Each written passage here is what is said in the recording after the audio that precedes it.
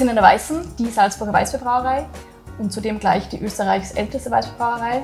Uns gibt es seit 1901. Wir haben das Rezept beibehalten, brauen also immer noch mit offener Gärung und Flaschennachreifung.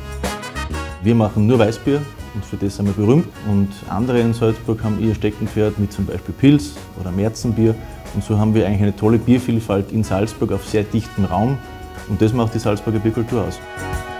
Neben der offenen Gärung, den 3 verschiedenen Malzsorten und der Nachgärung in der Flasche ist eben, wie gesagt, auch die Flasche am Tisch, finde ich, was sehr Besonderes, was uns ausmacht.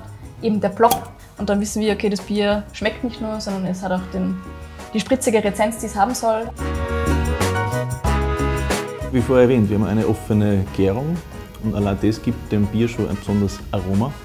Und das Besondere ist eben durch die Flaschennachreifung, dass die Kohlensäure so fein eingebunden ist und nicht im Mund aufgeht, sondern eigentlich sehr bekömmlich ist. Und ich glaube, diese traditionelle Brauart macht heutzutage keiner mehr. Und das ist einfach das Besondere an unserer Weißen.